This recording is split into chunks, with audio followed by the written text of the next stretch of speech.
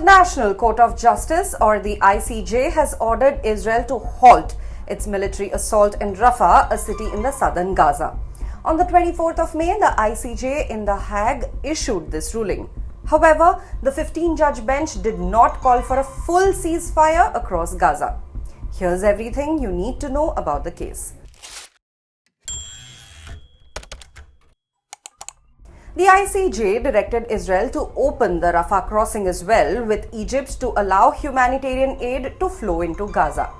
Israel must also permit UN investigative missions to access Gaza to investigate genocide allegations. The ICJ has ordered Israel to report back within a month. While the International Court of Justice rulings are legally binding, the court lacks enforcement power.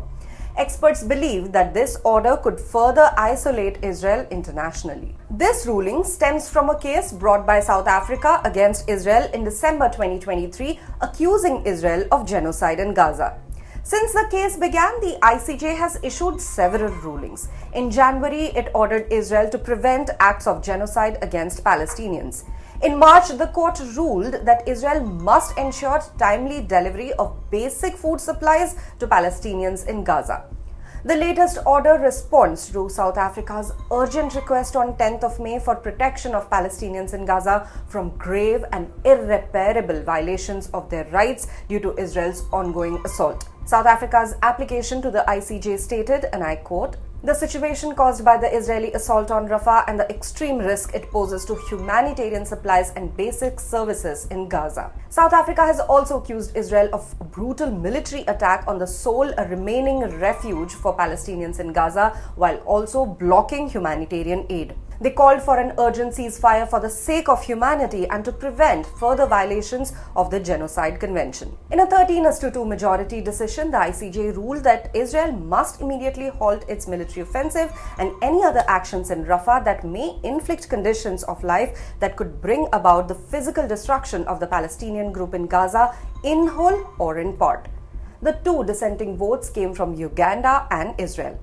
The court reaffirmed its previous orders from January 26 and March 28, which directed Israel to ensure basic food supplies reached Gaza without delay. Highlighting that Israel's ground offensive in Rafah started on the 7th of May was still ongoing, the ICJ noted that nearly 800,000 people had been displaced from Rafah as of 18th of May.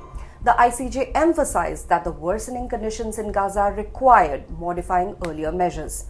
According to Article 76 of the ICJ's Rules of Court, the court can modify provisional measures if there is a significant change in the situation. The ICJ stated that the risks associated with the military offensive in Rafah have started to materialize and will intensify even further if the operation continues. The court also expressed doubt that Israel's evacuation efforts were sufficient to protect Gaza's civilians, especially those displaced from Rafah.